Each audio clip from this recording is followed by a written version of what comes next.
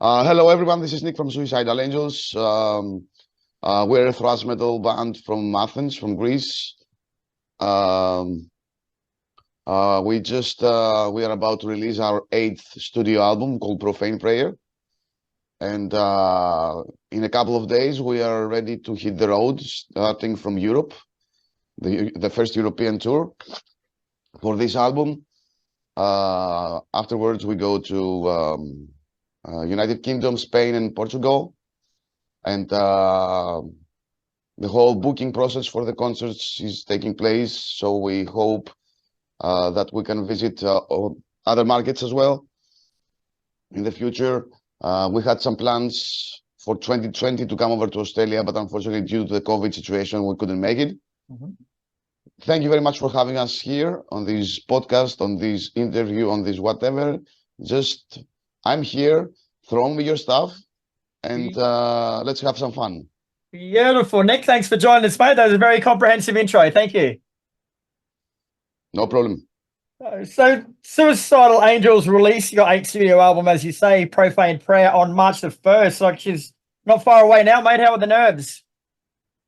What? How are the nerves? Nervous? Oh, a bit, yeah, to be honest, because as I said before, this pandemic, COVID, whatever you can call it, stopped the whole planet. And actually, it hit us quite hard because we had just released our previous album, Years of Aggression, on August 2019. And we were about to do a really huge and extensive touring.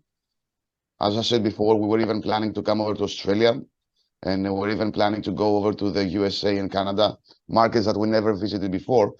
2.5 years we were off the road, 2.5 years we're off, generally speaking.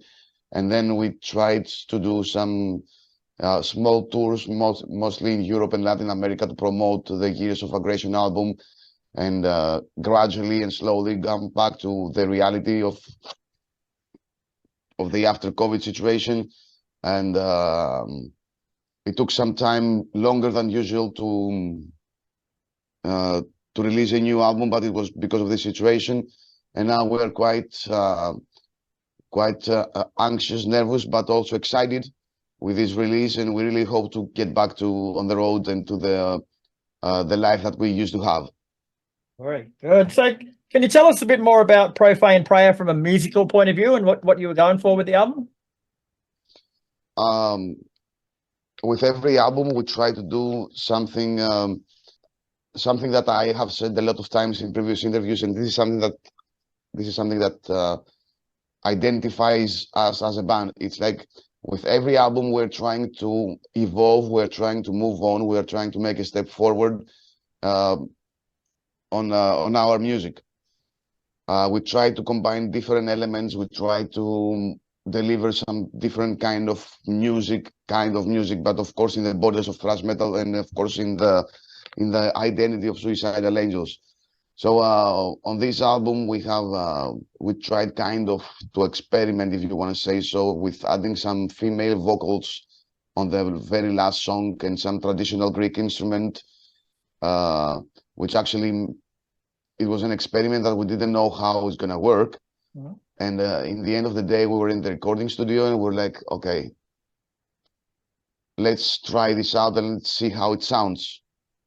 We didn't know we couldn't know the result, so we had to try it first.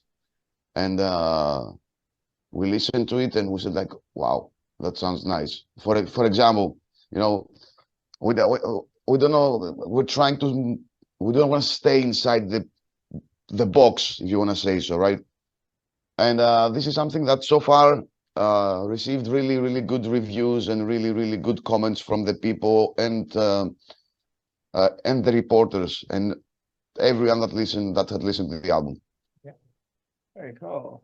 Now, you've released the singles Virtues of Destruction, Purified by Fire, and When the Lions Die. So overall, would those 3 songs be a good sonic representation of what to expect from the album?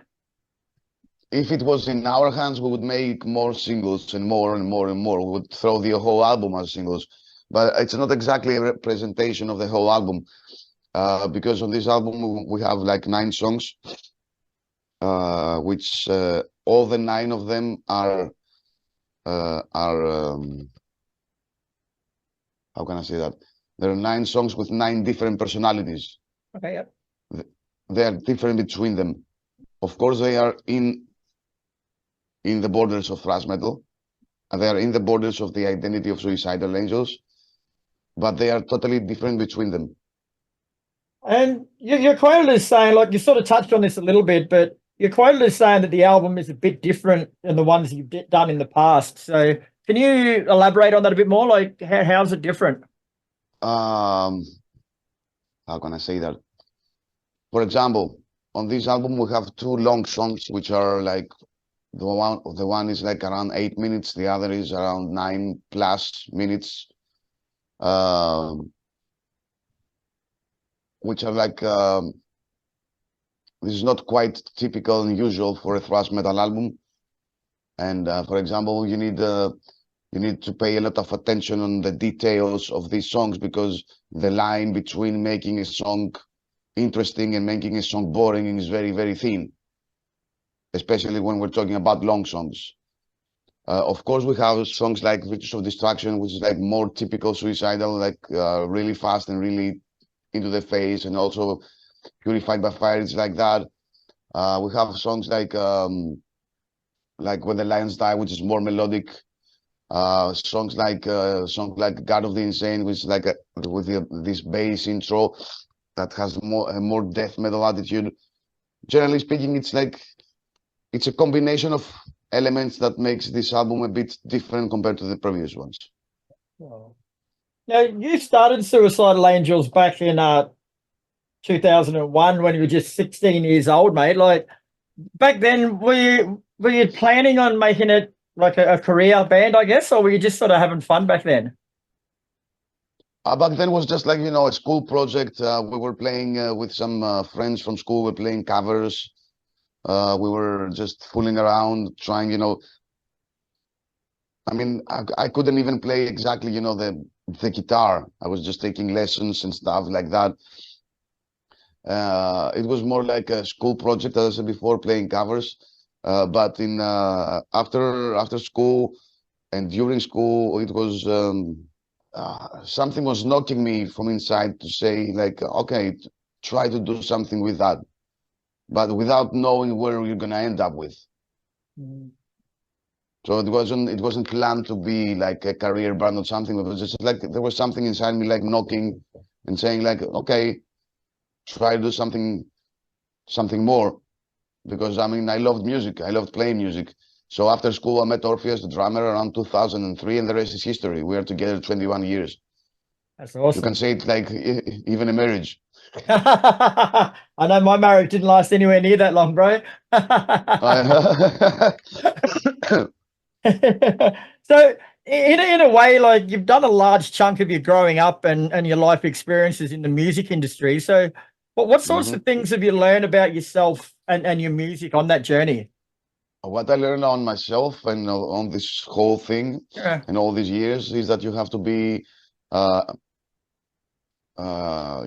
patient, you have to be dedicated, and you need to follow the passion and the dedication if you want to achieve something. Otherwise, it's not an easy path. You know what I'm saying, right?